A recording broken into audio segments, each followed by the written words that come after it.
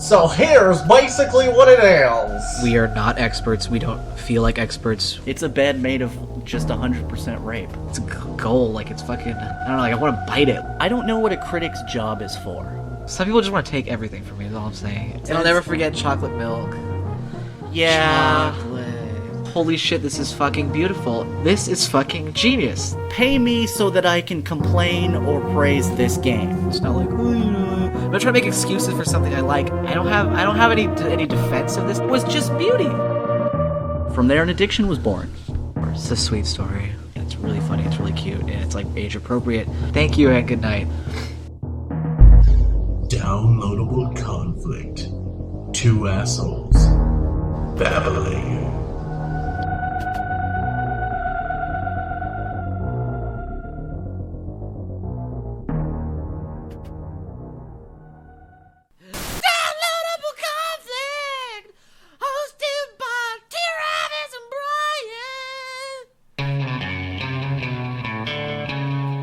Okay, so we probably just lost all of our listeners.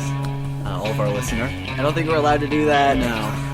Well, this is Downloadable Conflict, which is a better name than Game Fags, barely. No, yeah. And unlike last week where we were just yammering, well, no, it's going to be the same this week. There's going to be a lot of yammering! That's right, but we're going to yammer about a topic this time. We picked a topic! Well, I picked a topic. You picked a topic. Sure. We wrote some notes. You don't have to be so radio big. You could just be Travis now. I'm just in a good mood now. You did the opening. It's okay. I'm glad you're pumped. So this week's topic is morality systems in video games. And more specifically, how we think they suck dicks. So... Well, let's get into this topic. Yeah. Where's my paper? Well, you hid it under the laptop, so now we got dead air. You want me to go? Yeah, you should start. Right, You've got a lot to say. You've go. even written a lot of stuff on your website about it one time. Yeah. Which is good. It won't be the last time. No. I guess I could start off with what prompted this topic in my mind. It all started with, I was watching a development diary for the making of Mass Effect 3, and don't quote me on this because I'm not a quotable person. I believe it was Mac Walters, and he was talking about writing the main character Shepard, and he had this sort of passive comment. Now, I can't remember if I heard him say this or I read him say this, but the gist of it was this, basically, that once he had a general path for Shepard, that it was easy to write the asshole and the Jesus Shepard arcs, which I found kind of bothersome. Basically, what he's saying is that you don't really have any freedom in the game. Now, he doesn't mean to say it that way, but that's kind of what he's implying, because the idea that Jesus Shepard, the I love everyone, everyone is great, give peace a chance Shepard, would go down the same story path as salt the earth, burn the children Shepard is just, it's not believable, you know? But you do understand why, you know, Shepard can't shake up too many events within the plot of the story, because Shepard still has to sort of save the universe. No, I think they imagine a Shepard who is either a dick doing it or not. That's really the best we get. I get that, but Matt kind of accidentally exposed the framework of gaming. Okay. You know, which is that everything is on rail. I mean, there's the suspension of disbelief that goes into fiction. But do you need that to be hidden to be happy? Because you know it's going to be on rails. It is. I mean, especially with Mass Effect, the plot of Mass Effect.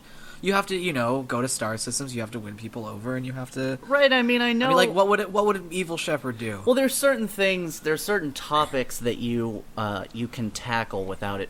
Well, I guess it's framework, but it doesn't feel like framework. Like, for instance, Mass Effect 3. One of the things you have to deal with is the Krogan genophage, right? Yeah.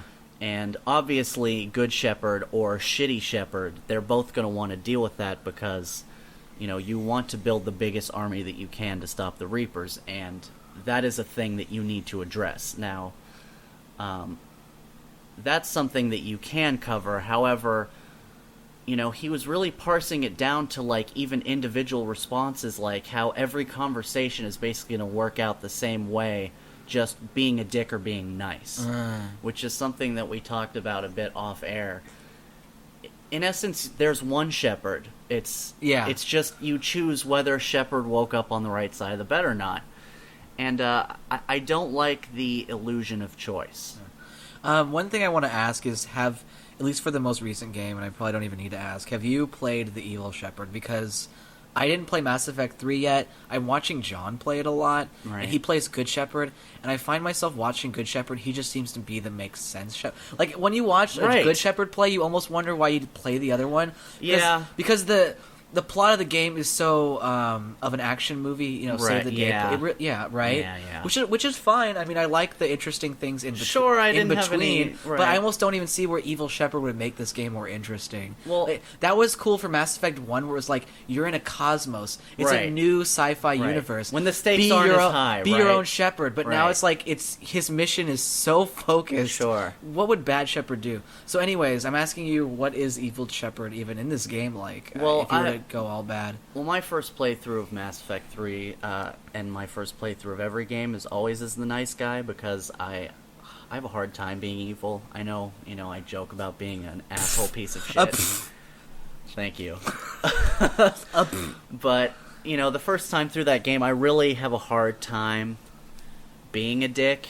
And then once I've, set aside what I consider, my canonical playthrough, this is how I would act as a human being.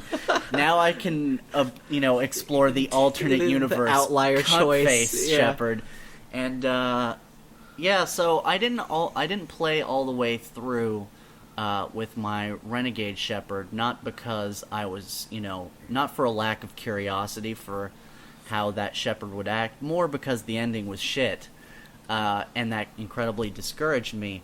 But I will say, for the limited amount of asshole Shepard that I play through, it just feels like what I was talking about before, where one Shepard is being reasonable and he's got the world on his shoulders, and it's like, wow, this is my definition of a fucking hero. Yeah. And asshole Shepard is complaining, snippy, fucking so not any more fun. This is my Asshole Shepard kind of feels like a teenager, resentful of the burden, whereas... I could see that, actually. Whereas, nice Shepard is the burden sucks, but it's my burden. Okay. And Asshole Shepard oscillates between this burden blows and fuck you for not being strong enough to carry the burden. Yeah. I'm the strong one. Yeah. I can get into spoiler territory here, which I will, so cover your ears. I don't even mind. I mean, I think you mentioned, Krogan Genophage earlier, and I think this show should be... people should be able to catch up with us, so it'd be cool if you even explained the Krogan Genophage, I'll give you a perfect example of... That'd be, cool if we fill people in and don't how remember what that is. Yeah, I'll give you a perfect example of how the Renegade differs. When I played through the Genophage thing, now I have my own personal opinion, and this planned out over years. From the first game, I approached every single game every choice you make, you know what the final stakes are, so you need to choose accordingly. So, in Mass Effect 2, when I had the option of saving Malon's data, which helps you, it's a head start on the cure for the Genophage, I was like, well, I gotta keep that because eventually the Reapers are gonna come, and I want the option of having, 5 million Urdnot Rexes. Yeah. Right? When you get to that mission as a Paragon, basically the whole thing is, Mordin has basically done a turnaround from 2. So now he is 100% Team Malon. The Genophage was wrong. We have to cure it. This is what we gotta do. Explain what it is. The Genophage? Yeah, that's what I'm talking about. You should. That way people can be on board with our... Well, if they don't know what the Genophage is at this point, then they're going to find this whole fucking podcast to be boring, but I'll sum it up quickly. Morality systems are interesting regardless of if they... Well, I mean, I don't want to go too far off a tangent, because we've got some morality bitching to be doing. Yeah. The Genophage is basically a disease that the Solarians designed and the Turians used on the Krogan. Write this all down. A designed it for B to use on C, because essentially D, which is the Rachni were like the Reapers before Mass Effect 1. They were this hyper-intelligent, quickly spawning bug race that were fucking everything up. And the Solarians elevated the Krogan so that everyone could survive. But the Krogan were not ready to be elevated. When I say elevated, I mean they found a savage frog species, and went, "Hey, savage frogs that have been nuking each other for 100 years, have spaceships." And they put all these evil frogs on these spaceships and used them to fight the Arachni menace to death. And it was great for everyone. The Krogan get space travel and planets, and the Solarians and the Turians get to not be wiped out. Okay. However, the problem comes back with the immature race being ascended, and now the Krogan have replaced the Arachni as the constantly spawning, incredibly difficult to wipe out threat. So the Solarians designed this disease that basically makes it so 1 out of every 100 or 1,000 Krogan births is actually viable. Because that is their strength as a species. They can spawn. That's right. They mature fast quickly. Yeah. And when the genophage was, dropped by the Turians, they really don't give a fuck. The Turians are maybe my favorite race in the game because their renegade shepherd is a race. Yeah. Right. So they drop the genophage, and the Krogan. Basically, the war is stopped overnight because the Krogan have to stop fighting and focus on survival, or else their species will go away. I can't remember why we were talking about that. Oh, okay, so Mass Effect 3. So, obviously, the genophage had a profound cultural effect on the Krogans, and I mean that in a detrimental way. Imagine if people started, to be completely... it would be like Children of Men. Where there's like a couple of fertile people or a couple of fertile births and the rest of people are dying. I mean, you saw that fucking movie. People are blowing each other up, but that's fiction too, obviously. But you can imagine that if suddenly we're faced with the, oh shit, we might not exist in 50 years. It has a really profound effect on how you view yourself and how you view other people in your culture. So how was this treated in Mass Effect 3? So in Mass Effect 3... 2 was really interesting. Yeah, I mean, you had to sort of pick your stance on whether the genophage was moral or not. I did, yeah. And in Mass Effect 3, it's irrelevant. You were basically given the choice of like, hey, we don't have the time for... This is something that came up actually in Battlestar Galactica, the concept of take your highly vaunted morals and put them in a drawer and save them for when we survive this war. Yeah. So basically, whether you agree with the genophage or not, if your entire species and every species gets wiped out, you're going to be sitting on a smoking pile of ash going, what if I had cured the genophage? So that's basically how it's presented to you. Like, you're going to come to this planet and either cure the genophage or... And this is the option you get, is to either cure the genophage or... fake cure the genophage, which is this Solarian Dalatros, which I guess is like, it's a high-ranking whatever. Oh, I'm already throwing so much jargon out for anyone who doesn't play Mass Effect. They've already tuned the fuck out. Yeah. Basically, you get the option of tricking the Krogan into thinking they're cured. So they fight and... so they'll fight for you, exactly, because there's still a lot of Krogan left, and they're all hard-ass motherfuckers. Yeah. Now, I went and cured the genophage because I played Nice Shepherd. Asshole Shepherd's choice is, if you go down the path of trick them into curing the genophage, you basically have to kill Mordin. That's how it goes, because the system that shoots the genophage cure into the atmosphere of Tuchanka, which is the Krogan homeworld, he is the only one who knows how to deal with it. And apparently, I can't remember exactly, but you can give him a fake code, or you can give him something that will seem to launch the spores. However, he's smart enough to know that it didn't work out, and your only option if you go down that route is to shoot Mordin in the back of the head, and then basically cold-blooded tell people, like, yeah, he would have known. Like, when you get questioned on it, you basically go, yeah, I shot Mordin in the back of the head and the Krogan aren't cured. Get the fuck out of my face. Yeah, that's pretty interesting. I mean, that's actually a real choice. Yeah, it's real, but yeah, I don't know. This goes back to the topic that we were, got started on, where this is a real choice, but the system as a whole makes it not feel like a real choice for me. Like, when I'm engaged, I don't notice the framework, but then when you play through a game and it just feels like no matter what you do, you're going to the same place. And this is where the endings come up, and I promise I don't want to make this about the Mass Effect 3 end. That will be a separate show. Yeah. But suffice to say, at the end of Mass Effect 3, it doesn't matter what you did in any of the 3 games. So all of your choices become like... It basically points out the biggest weakness in the morality system, which is the illusion of choice. And this is a game that, I guess, that, like you said, that's a real fucking choice. So if they hadn't shattered that illusion, my biggest complaint with Mass Effect 3 is I loved it until the last 10 minutes. Yeah. But, then it sort of shines a light into the shallowness of the morality system, which is you really have 2 paths. In most moral games, you have 2 paths, and it doesn't really make a huge bit of difference which path you take. You just get a different color. Now, I assembled a list, as did you, of games that illustrate the shallowness of morality systems.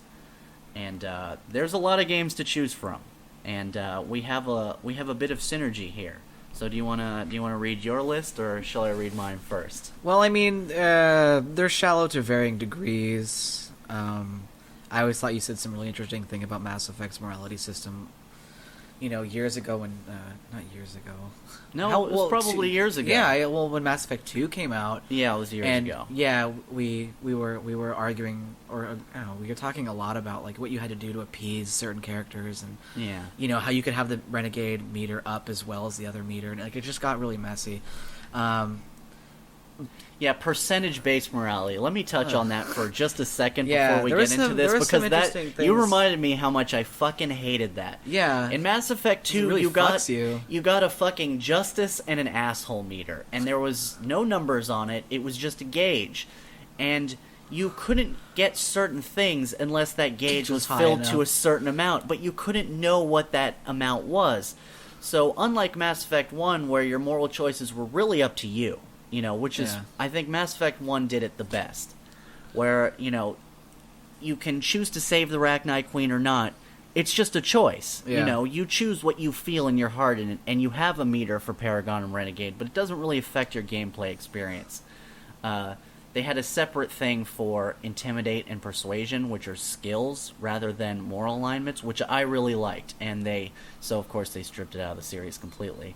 But in the second game, if you didn't basically kiss enough ass or step on enough throats, then towards the end of the game, you were losing loyalties. You'd lose either Miranda's loyalty or Jack's loyalty, or Tally's loyalty or Legion's loyalty, and those were game-affecting things. And you're really trapped to be one guy or the other. It's the same as one of these games on our list, which also happens to be a BioWare game, which is Knights of the Old Republic. Yeah. Basically, they incentivize being all of one or all of the other. Yeah, and you get a bonus for... Oh, yes. A bonus that, by the way, you need if you actually want to beat the game. Yeah, like you get a if you don't have the light side bonus or the dark side bonus, Malik will kill you. Period. It just will happen that way. Oh, yeah. I mean, that's KOTOR, but even in Mass Effect, you had like a Renegade bonus, I think, once it got high enough. Oh, yeah. Your Persuade choices or your Intimidate choices were entirely dependent on how much of a jerk or a nice guy you had been before, which doesn't make any sense. Yeah. So, yeah, Anyways, it encourages these polar opposites. Exactly. The play is fucked up. The theme that we will touch upon with all of these games is how one or the other is incentivized, or how ultimately it doesn't matter what you pick. Yeah, so, that's absolutely it. So KOTOR is first on the list, and they incentivize a lack of freedom. So you're not free. No. They still had a more interesting... it was a more interesting play experience, obviously. Right. Like, I had a lot of fun either being good or bad. But once you do good and then you go back and do bad, you're reminded that you're playing a game, and I think it lowers the medium. Absolutely. It's a really great way of putting it. So there's Fable did an okay job for it being basically like a really tongue-in-cheek game in the end. Fable had the most it was a silly game. lackluster morality system you could possibly have. I only played the first one, and I remember which is ironically the best. Yeah, so that's why I kind of liked the system back then. Yeah. You know, because I was sort of running around the open world affecting people through my actions. But in the most shallow way possible. I mean, you're nice and you get a halo. But at least it's not trying to trick me. You know what I mean? That's true. You know, I'm either kicking chickens and people are calling me an ass. Instead of being manipulative, it's being lazy. So yes. But it was almost better for that reason because by being a big angry child, I'm treated like a big angry child in the game. Sure. And if I act like a hero, people appreciate me. So what if it wasn't like all these, you know, intricate scenarios? Well, that's better. But at least as a gamer, I'm like, well, how I act is going to affect how people treat me. So that's a moral system, and that was a successful one. Right, and that's better, but it's not good. It's just it's successful. Like, it's successful in that, you know, it doesn't matter if you thought it was boring. It's fun to terrorize people, but it becomes really. It appeals to a certain gamer, right? Yeah. And I know people who poured 1 million hours into Fable just, you know, using the magnifying glass on the anthill. I get it. I wasn't one of those people. Yeah, neither was I. You know, I killed a town, got my horns, and then got bored. You know, it was like, oh, okay, I'm a dick now. But it was a real system though. Yeah, but to what effect? But what, you know, how did Fable have done better? I mean, that's all it was.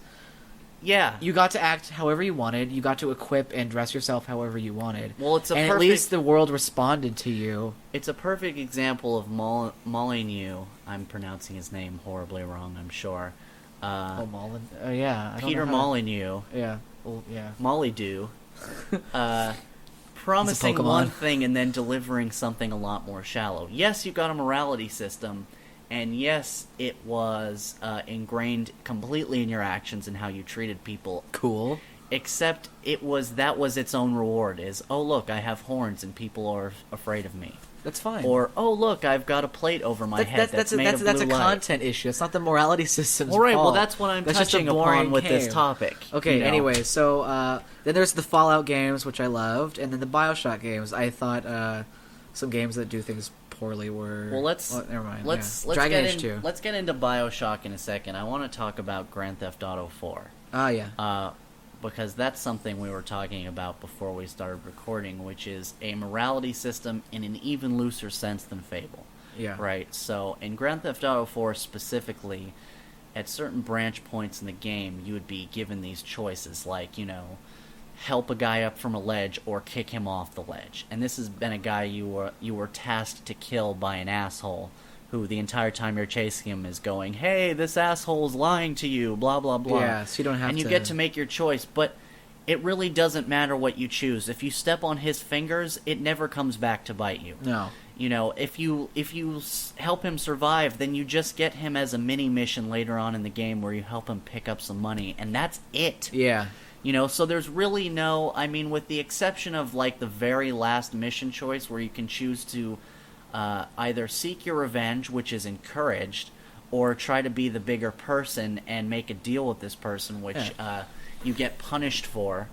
You get punished because your lovable cousin gets murdered, and your girlfriend, who presumably will become your wife, basically dumps you for trying to be the bigger person. So I guess the moral lesson of the game is fuck being moral. Your family will die and no one will love you. Yeah, I mean, that's essentially the lesson of Grand Theft Auto 4. Okay, regardless of the lesson, you were bringing up the gameplay. Well, right, you brought up a good point, which is the morality of being in an open world. Yeah, this brings up a interesting question and a dilemma. Is a game that is not considered a game with a moral system, which is not going to be how it's filed under. Right. If you were to look up Grand Theft Auto, no, it would be no one's going to remember Grand Theft Auto 4 as the moral. But system the weird game. thing is, it was. You have a completely open world game where everything you do is a possible moral choice of the player, and some of them are also plot driven. And then on the other hand, you have Mass Effect, which is basically an on rail story. Yes, where on you rails just is the key where you word just here. Use a left rail or a right rail. Right. So But you know, It's like the but they Indiana hire, Jones ride. But they hire all these, you know, these writers, and BioWare is supposed to be this great writing right, team. they're dressing up the rails. They're dressing up the rails, so you want to feel like, oh, you're mulling over more intellectual dilemmas, like fucking great Star Trek episodes. That, Right. know, in a sense, it's supposed to appeal that nerd part of you. But then on the other hand, you've got fucking Grand Theft Auto, which is supposed to be a stupid game. Yeah, the choices you're mulling over is how funny would it be if I shot this pedestrian in the face? But that's a moral choice of the player. It the, certainly the is. playground is completely set up with lots of tools for you to behave morally all day and all night in the Right, game, and it's- however you want. it's- You could have sex with hookers. Sure. You could help people out. Yes. You can make friends. You, can can help make the enemies. cops. Yeah, it's nuts. But the game never rewards you. Every time Right. a situation in Mass Effect or another similar game comes up, or another BioWare game, Sure. every time a situation comes up, they have a left hand and a right hand, and you pick a hand, and then inside is a little treat. It's a little red token or a little blue token. Right. Oh, you earned that. But that is the whole experience, is that little gold coin they gave you, that little chocolate yeah. coin. So the funny thing is, in a game like Grand Theft Auto, where you get no moral rewards, It's- do you get any moral satisfaction from playing it? I'll say yes, and I'll tell you I why. think yes too. Well, let me tell you what my experience was. And I didn't even think of this until you brought up this subject, so I want to make out with you and have your gay sex babies right now. Is Yay. because I wasn't on rails, it was it forced me to do my own creative insertion. So, and, Felicia will attest to this, when I Creative played through the insertion? game, because I have the freedom, yes, thank you, creative insertion. She'll It's- attest. It's the name of my new experimental band. You know, we got a little too mainstream though, because I just told you about it. So It's an adult website. We're gonna stop it. Creative Wizard. Okay. But because I had all of this room to, there's so much not narrative in there where you're Yeah. just driving from here to there. Yeah. That to entertain yourself, you sort of, or if you're like me, I created my own narrative. So I'm like, all right, you know what? Nico's a sharp dressing motherfucker. Ah, good He's point. a professional. Like, Yeah. I put on the suits. I put on the body armor. I was Yeah. very meticulous about what weapons I used. And down to how I attacked people. Like, methodically rather than running in. Oh, yeah. And as you say, they give you nothing for doing this. But I had some kind of weird satisfaction Yeah. from acting like a professional rather than just some stupid Russian. And that was your code of conduct. Exactly, Yeah. and it appealed only to me, but I'm the only one playing Yeah. it, and I got a lot. And I remember Grand Theft Auto 4 fondly, and I could never really quite put my finger on why. I was like, Yeah. "Is it the story?" No, it's because when I did You these got to be missions, Nico. It was the I real played- RPG. Exactly, I played the Nico that I wanted to play. Yeah. I wasn't given the gold coin route. They give you the barest of gold coins, and so much rope in between, and I think for that reason, and is that the solution? Because I think Yeah.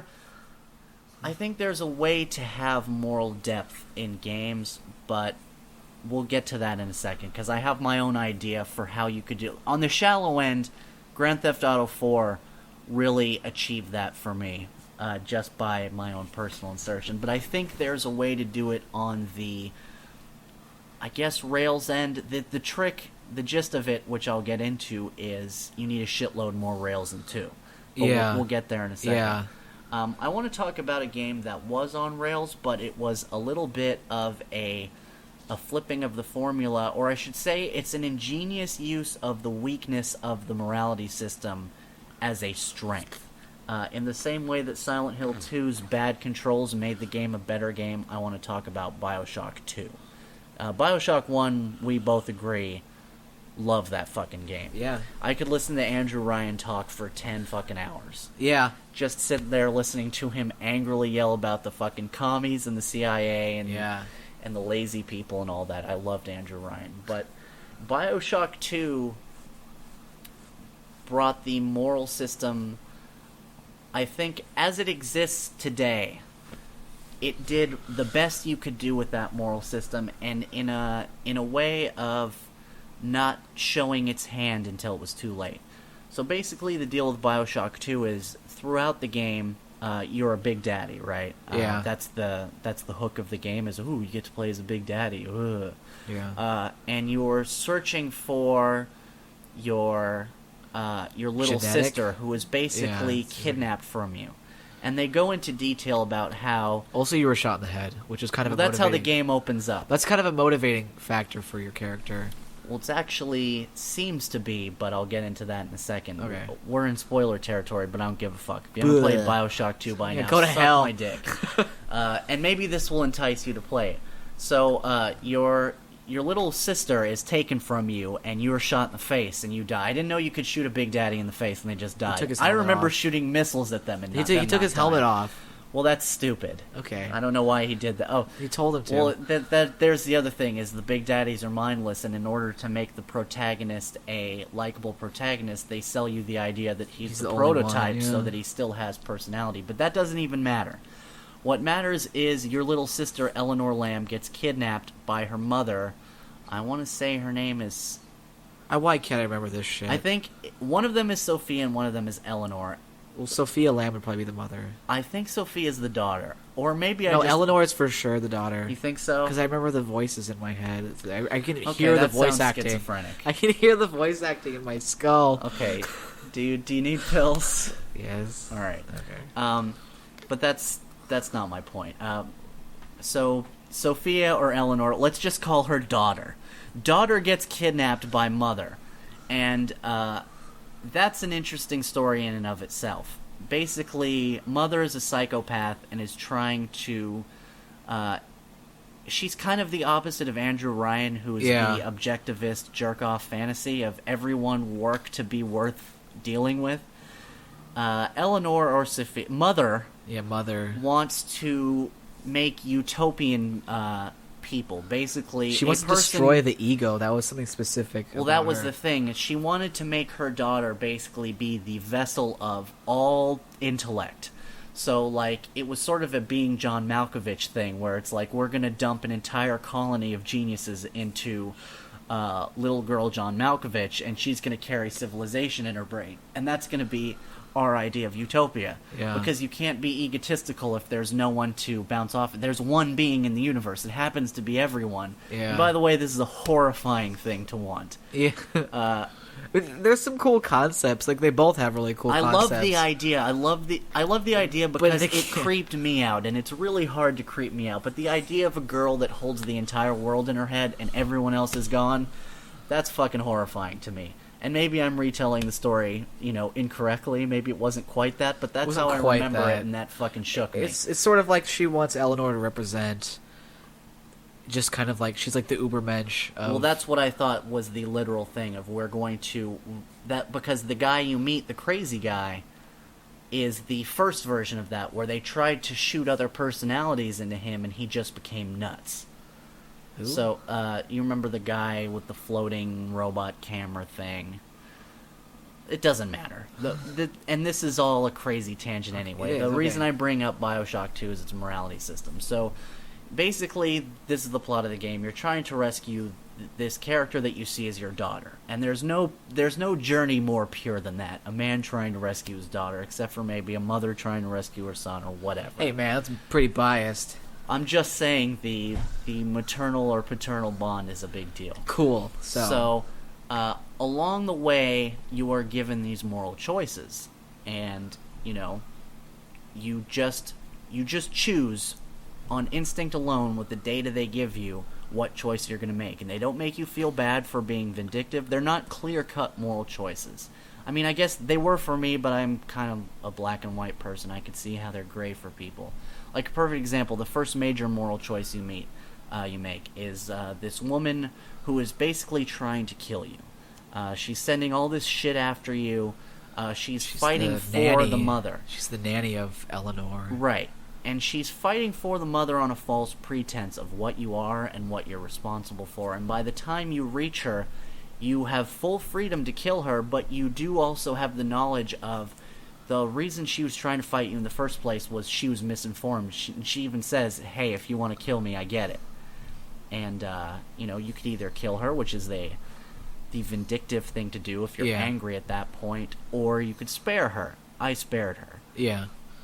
The next choice comes up. It's this guy. I can't remember his Yeah, name. we It can't doesn't forget that the matter. whole moral draw to those games is supposed to be the little sisters. Well, Remember, there's- even in BioShock 2, you still get to harvest one, And that's supposed to of- be your. That was supposed to be the huge sell. Well, that's part of the system too, and that's one of two facets in determining why I want to say Yeah. this moral system is awesome.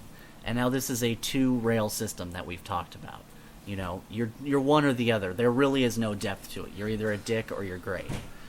And but the reason I put this game on my list is your choices determine the story in a way that you rarely get to see. Like, usually when you make a moral choice, it's like, okay, I'm a nice guy and nice things happen to me later. But in this case, the genius twist of this game, and I do say genius, is that your character, your Big Daddy, is kind of a blank slate, right? And so is the daughter. The little sister turned not little sister, who has grown up into a teenager by the time this game takes place, has had no outside experience, no anything, and she doesn't trust her mother, and she has no experience with the outside world. So she brings you back to life, because you die in the beginning of the game, and you think, oh, I just come back to life because of video games. I don't need to think about it. This is a key of the BioShock franchise, is things happen and you don't think to question them until they bring it back around again, and then you go, holy fuck. Yeah. In this case, you know, you come back to life and you go, well, I came back to life because it's a video game. The Yeah, reality I just is woke up. she gets your genes, puts it in a replicator, and brings you back to life as a blank slate, and the choices you make determine the morality she has as a human being. And as I said before, I always play through the game as the nice guy first. And because of that, she views every action that you take, saving the little sisters or killing them, and, you know, allowing these people to live or die that you come across. She takes how you act and she goes, okay, that is what morality is. Good morals are humility or power. And, you know, if you're a dick, then you're teaching her what the moral thing to do is step on everyone that you can step on. Now, by the time I reached the end of the game and I realized that I had basically helped a little girl grow up into an adult by shooting people. And more importantly, not shooting people when the time came. I just found that so fucking rewarding to have this character that is like, okay, I'm going to do the right thing because now I know what the right thing is. And, you know, her mother is a horrible piece of shit, but by the end of the game, if you've chosen all these nice options, she forgives her mother. She rescues her mother, and it's just this heartwarming, cheesy.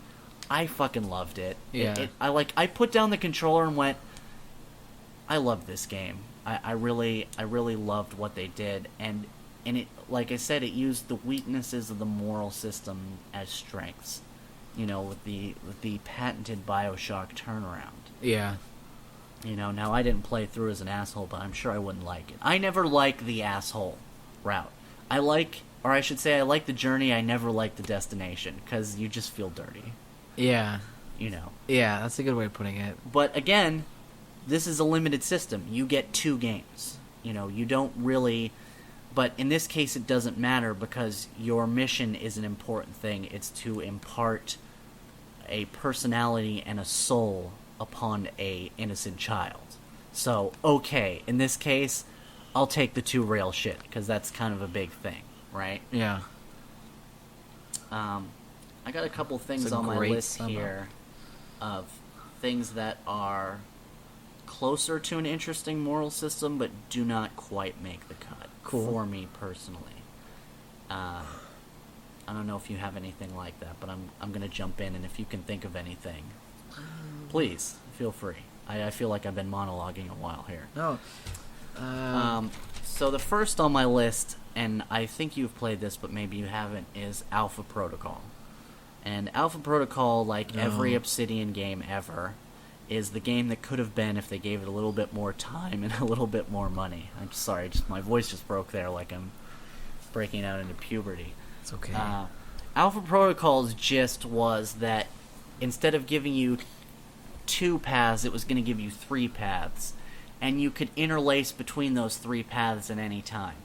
So you could play the cool professional, you could play like the suave, sexy, I'm gonna fuck everyone spy, or you could play the, hard ass, I shoot everyone in the knee and that's how I interrogate people. They called it the 3 JBs. It was James Bond, Jason Bourne, and Jack Black. That's funny. Boom, sorry, that joke bombed. No, it was, what the fuck's his name from 24? Jack Bauer. Yeah. And, so you had these 3 dialogue options: professional, suave, or, aggressive. And different people would react to you differently based on how you spoke to them. Yeah. But again, it became a shallow thing of, like, you would just read up beforehand, like, oh, this character responds positively to aggressive speaking, and this character responds positively to professional behavior. And it was just to connect the dots. Anytime a game feels like a game for me, it takes me out of the experience. Like, I want to be fooled. When I'm watching a movie, I don't want to realize that I'm watching a movie. And I don't think games, in a large way, have ascended beyond this weakness. Of a lot of times when I'm playing games, I feel like I'm very obviously playing a game. And, this is one of those cases where it's like, okay, I have these dialogue options, but it's like, there's one suave option. There's one professional option, and there's one aggressive option. There's no depth at all. You're just a flat bore, flat asshole, or a flat, It's just for funsies. sex fiend. It's really it. There's no fucking depth. And, I like that they added the 3rd rail. Yeah, I mean, that's nice, but it's just a game. It's a gamey thing, and you're playing a game. If you can count the rails, the morality system fucked up. That is it seems like they weren't really shooting for the stars with that. Well, again, they ran out of time. Every Obsidian project is rushed, so the game is broken, and it doesn't make a lot of sense, and you get betrayed by people for seemingly no reason. It was the other game I have on my list that is an interesting spin on the moral system, but for me still doesn't quite make it, is The Witcher. Now, I love The Witcher. It's a Polish game about a monster hunter named Geralt of Rivia. And Gerald. Yeah, Geralt. Go Gerald. And Geralt with a T. Geralt. No one cares. Gerald. Geralt. The gimmick of this moral system is, okay, you're presented with options and, is similar in the Mass Effect way of, oh, do I help the starving person or just let him starve, right? Yeah. Except in The Witcher, there are consequences later that you couldn't possibly predict until it's too late. A perfect example is in the first game, you come across some starving elves, right? And while you're guarding a farm. And these elves just want some fucking grain or they're gonna die.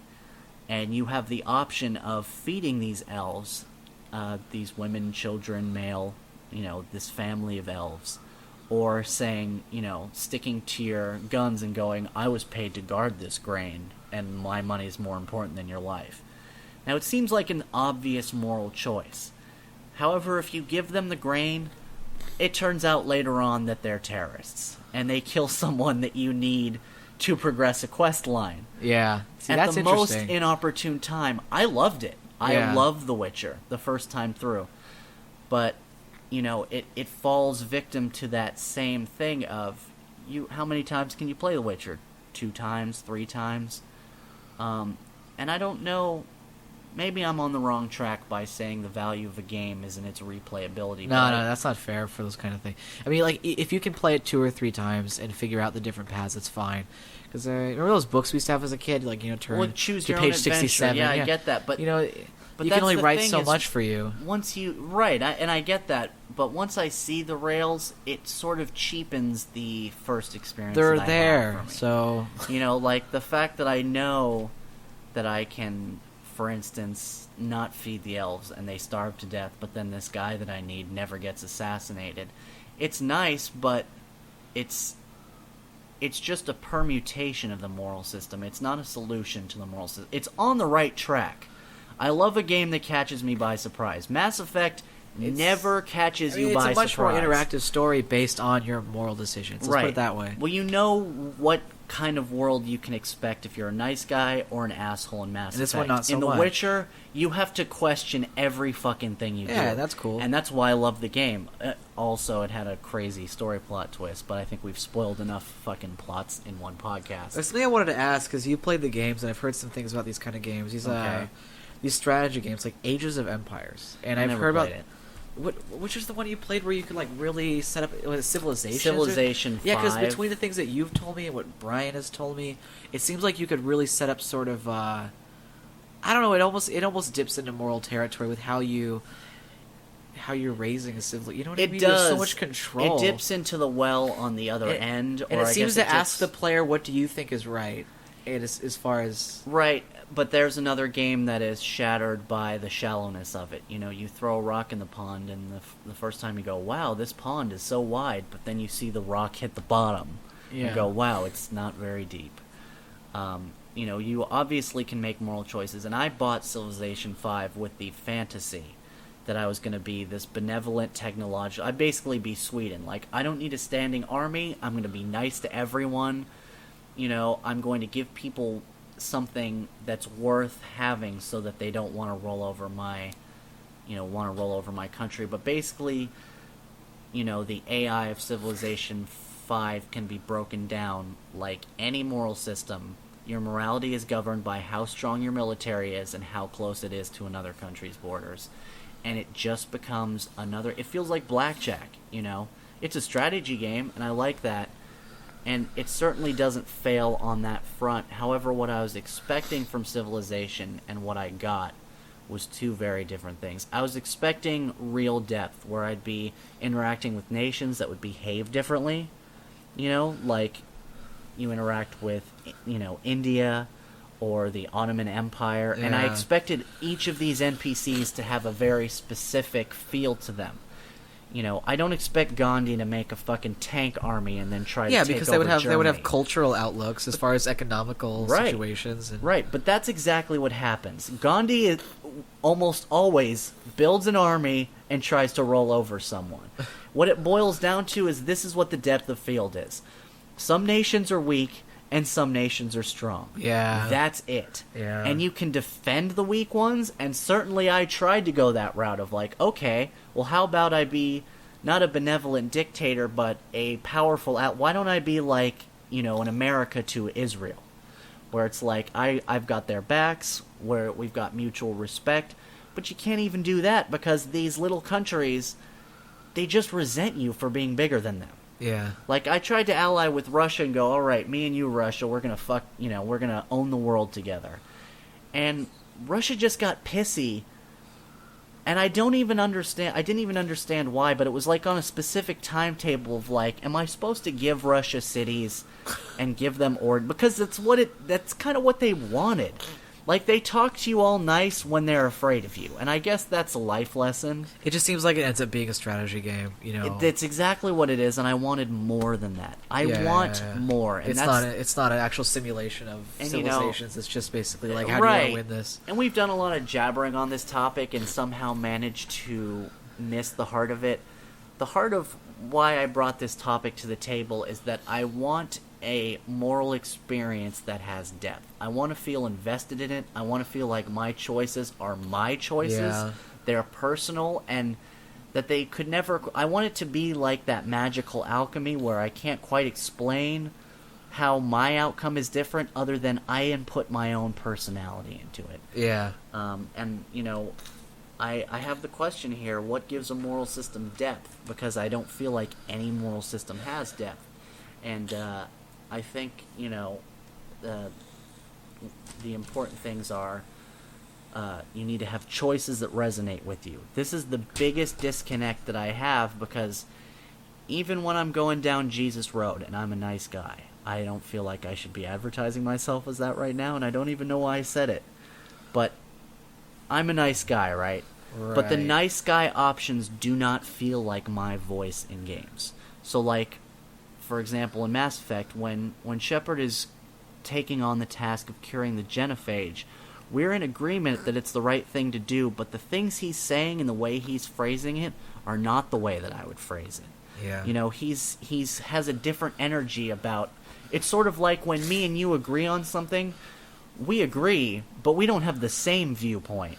Yeah, but to There are what just certain anchor points within that larger argument that we can both attach but to. to But what there degree are could this? nuances. But what degree could to what degree could a video game fulfill? Well, see, there's the question. Well, there's the question and there's the problem.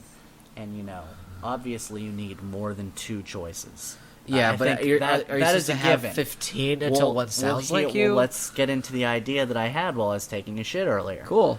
That's That's where all good ideas happen. It's okay. This is the idea that I had, and follow me along. And I don't know if you'll agree with this or not, but I don't really care. Okay. I would like to know your opinion one way or the other. All right. So, let's take a dialogue from Mass Effect, for example. It's a back and forth thing, Let's say there's a side quest to rescue a Solarian baby. Okay, so you're walking through a spaceport, and this Solarian mother runs up to you, even though you never ever see fucking females in Mass Effect or children. That's one of my problems with that series. Yeah. Noted. And she goes, "Oh my God, my baby's been kidnapped." And Shepard, in the standard deviation, it would be left bumper to punch her, or right. You'd have the flash of hold on, or calm her down, Yeah. or hug her, or kick her in the knee, or pull out your gun and go shut up. But also the dialogue options in there of, "Oh my God, what can I do to help?" or "Get lost, lady, I don't give a I'm fuck." busy. Nice and mean. And that's really lacking depth. Here's my idea. Okay, so this Solarian woman comes up to you. Now she says her first line, "Oh my God, you have to help me, action hero." That's my other problem, is everything is so obviously a quest in games. But Yeah. let me not distract from my point. Yeah. "Oh my God, obvious hero, my child has been kidnapped, you have to help me." Now, before you choose your dialogue choice, I want you to choose, this is my idea, from, let's say, 3 or 4, maybe 5 options, 6 options even, it depends on how ambitious you want to get. The feeling you have, the reactionary feeling you have to the line she gave. Doesn't stop anything, you pause it right there, and you just say what your feeling is. Then she continues, and maybe you can even... there'll be the predetermined, how not every dialogue choice is a dialogue choice. A dialogue will go back and forth. You don't choose everything, Shepard says. Sometimes people say to Shepard, "Hey, do you have a gun?" And he says, "Yes, I have a gun." So as the conversation is continuing, he'll say his lines that you have no determination over, right? So it'll be like, "Hold on a second, slow down." And then she'll continue. And as she goes on and describes her story... Let me back up. Okay, so like I said, every time she says one of her lines, you get to choose how it makes you feel. Okay. Because I've noticed as these dialogue trees play out, I have a feeling almost right away of how I feel about the character in front of me. Right? Disinterested, I have impressed, annoyed, ambivalent, unmoved. These are choices that I want you to be able to make while she's talking to you. And then, based on those choices that you've made, that determines the range of options that you can actually say to her. Like, the game picks, okay, the player doesn't give a shit about what she's saying, but needs money, and she mentioned money and their ears perked up, and then give you, 3 dialogue choices that are permutations of your feelings, so that you can nail down exactly what you want to say, exactly how you want to say it. Yeah, that's cool. Right? I can dig it. The only problem with this is it'll take 9 million years to make a game. Yeah. But then, I was thinking about this again while I was taking a shit. If they're going to spend $9 million fucking dollars on the soundtrack for Mass Effect 3 and to make it basically look like a movie, have all these fucking cutscenes and these cheesy None of that's action fucking moments, important to you when you're playing. None of that is unfortunately. none of that Yeah. matters to me in a game. That is games trying to be film, which Yeah, they're not. If you instead divert these resources to making the dialogue options more choosing your feeling before you even get to talk, which is what happens in real life anyway. Yeah. I think that would pull you in a lot more. And I'll mention a game that I have not played very much of that's not quite this, but it's similar to this, Planescape Torment. I mentioned this before. It's one of the highly touted games. And from what little I've played of it, what I gather is basically how you react to people. You play a character who has lost his memory, right? And you spend the game meeting people who know you. Yeah. And basically how you react to them kind of determines your personality in the past. That's the feeling that I get. And I kind of like that. You're sort of, if you're a nice guy to a ghost, that implies that you weren't a piece of shit. Yeah. Like, I like that idea, but I like my idea better because it came from my brain. No, I mean, it's interesting because say you were to actually play something like that in the Fallout universe. If an NCR were to walk up to you, and because of your decision to have already kind of sided with NCR, Right. and you sympathize with their cause, Sure. you would sort of be clicking on, like, you're listening already ahead of time. But if some fucking, like, raider is walking up to you and he's, like, dragging his ass out, it's like, I've been shot, could I get, like, healing Right. item? And you're just like, it's like real life. Like, Exactly. you already predisposed to respecting someone in this armor or whatever, or not. Right, and more so Because than of that, who you are. different people like the NCR for different reasons, and this goes back to what you wanted from KOTOR, which is to be I almost said gay Jedi, a gray Jedi. Hey, I wouldn't mind. You wanted to suck a lot of cock. Yeah, it's fucking. I understand. And yeah, and that's, I want to talk about fucking what KOTOR did to me. That was my first heartbreak, because when years ago it was my first. Spill it, sister. Yeah, that was the first time playing a game like this. Like, I couldn't believe it. I was gonna play an Xbox game about being a Jedi, and I was like, cool, it's an RPG, I'll try it. But it was like really dense and dorky, just how I Sure. imagined a good PC game. Like, there was like, when you freeze, or between combat, it's gonna roll dice. Now the dice isn't there, and I'm like, what is it? Dice? I'm like, is this Yeah. D&D? Whoa. And there was like a spec sheet, like at the beginning, that you had to do. It's Yeah. like, you have abilities and you also have stats. That's right. What? What's a stat? They're anyways, I mean, I'm totally used to it now, and it's the shit. Right.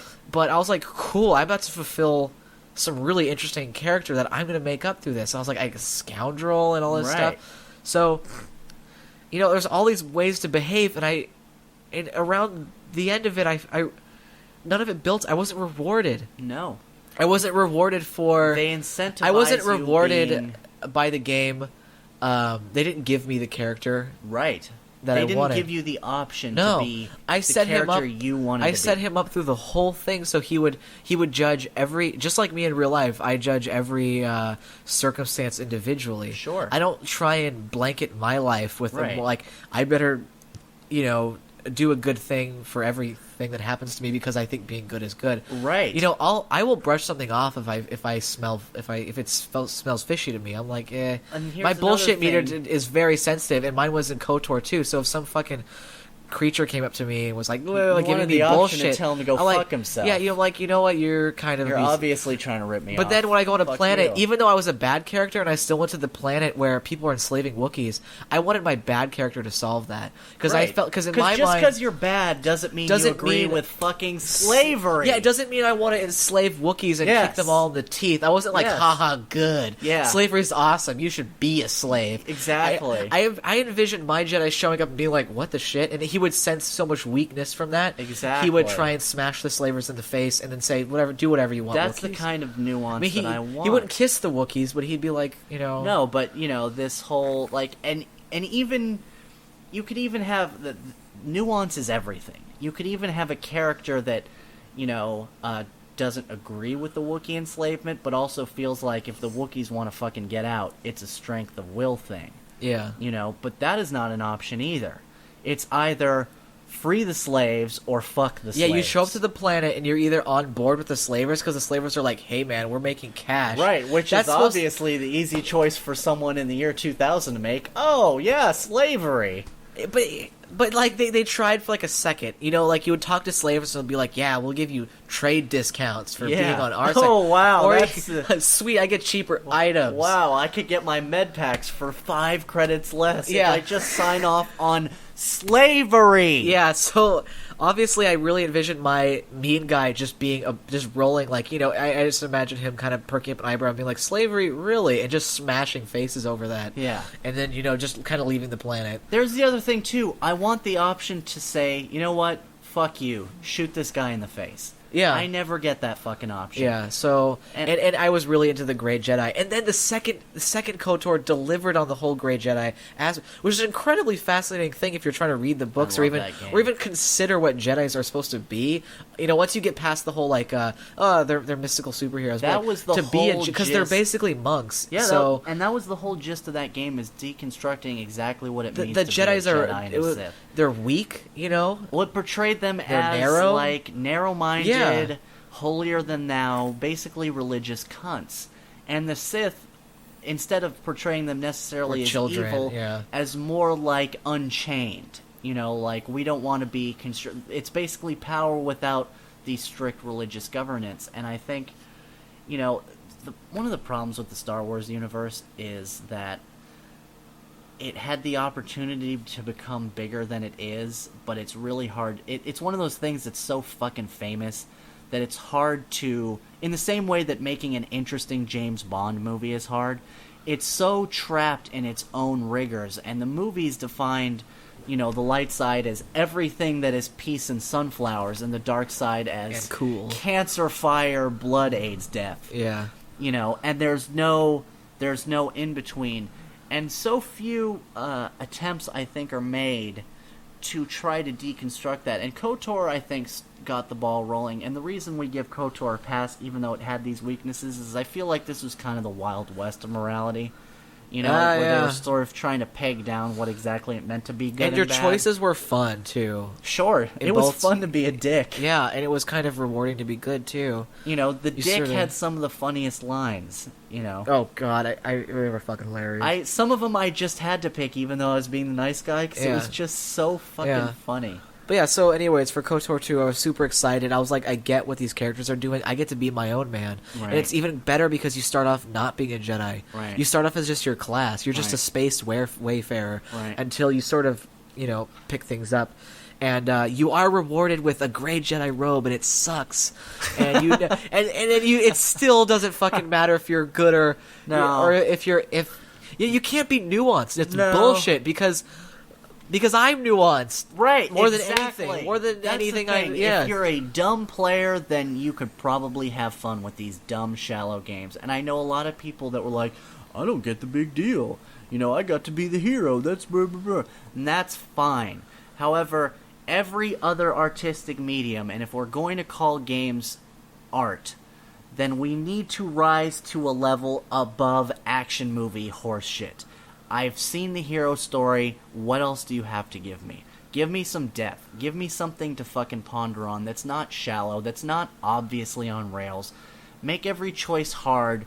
Make every choice ambiguous. Make every choice have 10 other choices sitting next to it with choices within That's choices. how life is. It's exactly how life is. You know? I mean, I feel like I have been living a moral life, more or less. And yet, my life is 1,000% different than every other moral person you've ever met. It's different than your life. It's different than all of our friends' lives. And all of us are making basically the same major choices. You know, don't commit crime, have a job, pay rent, pay insurance. Don't hurt people. You know, we have all of these anchor point choices, but our lives couldn't be more different. And I just don't feel like video games reflect that yet. And, you know, I think maybe moral systems are the infancy of that. I'm willing to grant games the benefit of the doubt for now, but I think... Yeah, they're trendy, too. We need to stop doing this, which is Mass Effect 3 is a perfect example of a lot of polish on something that is not really that impressive at its core. And I think the thought that we will leave you with this fine evening or day or whenever you happen to be listening to this is that you need to expect more out of games if you want to get more. Because if you don't ask for better, you'll never get better. You know, games are an industry right now above an art form. It's about making money beyond making you feel something. And, you know, if we want to feel good about this medium, if we want to have experiences that touch us and change us, we need to ask game developers to be artists rather than merchants, right? We need to ask them to spend the time to do the hard thing, because I know what we're asking for logistically is a difficult thing to make. I'm no stranger to that, believe me. It's a ton of work, an absolute fuck ton of work. But guess what? The first guy or the first team who does it will change the fucking landscape of video games. I really seriously believe that. They will change what games can be, and that's what art is all about. It's about challenging what you think and feel and what you imagine. And, you know, I brought up this subject because I can't remember the last time that video games fell into the spectrum. I mean, they entertain me, but, you know, a lot of things entertain me. A fucking bum setting himself on fire entertains me. It doesn't challenge me. That is the fucking key. I want to be challenged. I want to step away from something, you know, not knowing what to fucking think about it. Like, I need to spend some time thinking about this. You know? So, you know, I don't know. I don't know how much more steam we have in this topic. I don't know. I mean, yeah, this is pretty much done, but... you know, I gave the heartfelt Mr. Rogers wrap up. No, you had a sign-off or whatever, you know. But you talking about sort of reinventing the wheel and, you know, asking developers with... You know, Kickstarter's doing some really interesting stuff, and I kind of want to bring up Kickstarter at some point soon because I've actually donated to 2 games that I'm incredibly hopeful for, and now I'm going to get sent the games when they're released, and they're making a shit ton of money. Yeah. And I can't even believe the pedigree of these games that are going to come out. You know, one is Banner Saga, which is going to be really fucking cool. Well, I don't know anything about it. Why don't you tell me a little bit about it? Okay, well, Banner Saga is... it looks like it was just done by a room full of guys. They seem to be... As all sexy things are. Yeah, nerdy beards. There's beards around, you know. Anyways, okay, so the cool thing about it is the dudes are really intelligent. They're really uncompromising, and it's supposed to have a really good story, and it's, you know, tactics style strategy I'm wary game. when someone tells me that their thing is really good. You know what I mean? Like, oh man, you're not gonna believe our fucking story. Whatever. Anyways, Sounds salesman-y. But yeah. well, go I ahead. think it's been demoed around. It's been... Has it? Okay. Yeah. I've heard the name, but I really don't know that much about it. The gameplay is like tactics style, like it's the grid based. Right. But the really interesting thing is they have an animator who's like on the level of like a Disney animator. Okay. I don't know who this guy is, but do you remember those games back in the day where it was like it was animation, Disney level, and you would make choices to move left, right, up, or down, or something like in real time. And if you didn't do it, you'd get killed and you'd start over again. Quick time event. I get it. But do you remember those old games that were animated? It was, and like one was in space, one was like he was invading like a castle, and there's like a dragon saving a princess. Right. Do you remember those at all? Yes, I do. They were- Dragon Quest, I think you're talking Or something about. like that, but they're like from really early It's before 90s my or time. something. It's before our time. Yeah, but they were really pretty and basically like... So the animation's really cool looking. Okay. And I don't know, the guys are taking it really seriously, and I can't even believe what I'm seeing. And it's like, you know, it's All right, tactics well, style. I It's guess- very story driven. So, and on top, and the next thing I want to bring up is Wasteland Okay. and Fallout. Now I have heard actually Yeah, about Wasteland is pre Fallout 1, and that's a really big deal because Fallout 1 did what it did because of Wasteland. Well, let's explain to our listener what exactly the story behind Wasteland is. So essentially, Wasteland was the original game. Wasteland was Fallout before Fallout was made, and Fallout was made because the guys who made Wasteland could not secure the rights to make a second Wasteland. So everything you see in Fallout It's because Wasteland is couldn't happen. them, you know, changing a thing here or there about Wasteland. And I actually did hear about this. I saw the guy's Kickstarter pitch. I don't know if it's going to... I think even to this it's gonna day, come the out. new Fallouts were happening because they couldn't secure a Wasteland thing or It something. I know it there's just still a lot continues, of... But he finally has the rights. Yeah. He doesn't have the money. It's all but, the original writers. But we're living in the age of the And internet some and extra Kickstarter guys. where, you know, money can Cool. come in. Well, now they have nearly $500,000, so haha. Well, that's what happened. Well, you know... So haha, fuck you. I'm waiting for the first Kickstarter success because it's easy to say, hey, we gave these guys money, here comes success. However, how many businesses have been given a shitload of money? Yeah, but and this is then the no first business product model where a happens? bunch of guys who actually have taste and are not going to compromise, which is unlike any other game in any other studio right now. So it's we might not be able to, we can't say 100% it's going to be the best thing, it's going to save gaming, but we can say with confidence it shouldn't be as stupid as other games. Unless these guys just screw up under pressure or something. I like to play it safe and say that all I can say with confidence is that I'm looking forward to what the game is capable of. Yeah. You know. I know. I read in Wasteland they just recently secured what was it? They're gonna have it orchestrated soundtrack. Again. I mean, wow, it's 1995 all over again. I'm just saying, it's just they. Hang on, guys. It's a big deal. They've got an orchestra. Well, it's cool when you're a Kickstarter. Sure. Yeah. I'm just being cunty. Don't mind me. We're at the tail end of this podcast. They're just stepping up and up the more money they get. It's just it's cool to watch.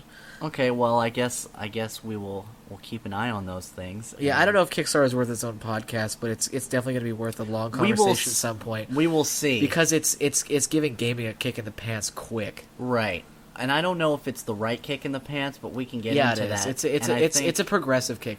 Well, I don't know. I mean, like it doesn't matter if the games are super good or kind of crappy. Right. The idea is that they're giving power to these guys who never had it.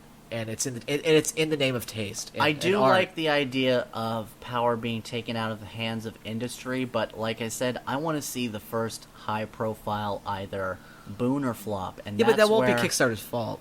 It won't be, but that's where we will start this conversation, because there are inherent pitfalls to not having the corporate structure, as much as I detest even saying that. Yeah. And, Duke Nukem Forever is a perfect example of what happens when you have no reins. It's a game that goes into a 13-year development cycle, and money just keeps vanishing, and then the fucking project gets eventually ripped out of the hands of the people who developed it just so they can, keep their fucking doors open or whatever, or give their employees severance, and then it gets handed off to another company and gets released and everyone hates it. Yeah. So, we'll see. There's definitely a time for this Kickstarter conversation, and I don't think we're going to agree on it, which is great. But I don't think that the time has come yet. I want to see what Double Fine does. I want to see how Wasteland plays out, and based on that, we will have the conversation. But this is as good a place as any. I think honestly we should have ended fucking 20 minutes ago. I rambled about the stories of all these games instead of... I probably shouldn't have asked about the Genophage. You really shouldn't have, because as you'll learn, if you ask me a question, I will fucking answer it, and I will take my sweet fucking time answering it. Yeah. And you'll tune out and cool. Well, fantasize about pressing a gun against your temple. So with that, heavy editing. This was what's the name of our show again? Downloadable Conflict. Wow, you better like that. embarrassing. You better fucking like that. There really wasn't much conflict this time. I'm waiting for the hot button issue that gets us yelling at each other. This is more boring and ponderous, but it's okay. We had conflict with morality systems, and they're really trendy, so we kind of smashed that. We didn't really have a conflict with each other. That's we don't more need what I was to. hoping for. We do. You weren't gonna. Love is a battlefield. There wasn't Travis. gonna be a disagreement on that. That's true. I don't think. Okay. Well, this is as good a place as any. I said that already. So, without any further ado, fuck off and goodbye. Bye. Yeah, yeah, yeah, yeah, yeah, yeah, yeah, yeah, yeah.